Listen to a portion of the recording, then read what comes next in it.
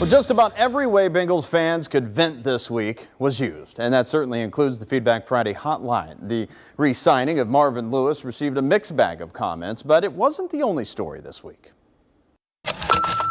The bitter cold this week meant longer holiday vacations for some students as schools called off due to the weather. I think the kids should go to school. They're out too much anyway, and I just think it's crazy. Just because it's cold, I went to school every day. We never closed, and we even walked. But not everyone shared your opinion, Mrs. Cooper. Here's LaToya in Mount Orab. I think it's a very good idea to close the schools when the weather is this cold. There's just too many kids that have to stand out and wait for the bus. This is a retired teacher in Hamilton, Ohio. Children should not have to wait for a bus in this terrible, terrible weather. I mean, it's dangerous.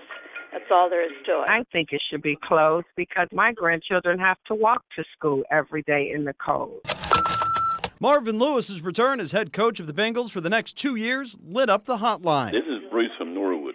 He must be the cheapest coach in the NFL. Why are they bringing him back? I hope the people raise hell about this. Well, as you can guess, the feedback on Marvin Lewis's return for the next season was overwhelming. Call after call after call into the Feedback Friday hotline, and a number of emails as well, like this one from Mike in Fairfax. And he says the best thing you can do is just protest the games. Don't go. And he asks if anyone else is on his side. Well, Mike, I can tell you this next caller is certainly on your side. 30 of us who have watched the Bengals for years and very unsatisfied are really unsatisfied now. We are not renewing our tickets with the Bengals. There was at least one caller who welcomed Lewis's return and called out the team ownership. You know, it doesn't matter who you put at the helm of a team if you don't give them the proper tools and resources. Until Mike Brown and Katie Blackburn decide to give the Bengals those tools, no one will be successful there. So go, Marvin. Keep doing what you're doing. You've been successful without those tools, and I wish him the best of luck.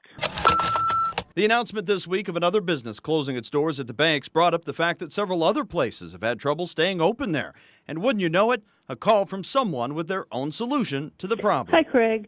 This is Jean. And what I think you guys need to do down at the banks is put in a dispensary or two for medical marijuana, and let's get the ball rolling. Well, Gene, not really sure if that's an option right now. However, we are speaking with Cincinnati Mayor John Cranley on This Week in Cincinnati about the banks, transportation, and so much more. Catch the show this Sunday morning at 11. Thanks for the call.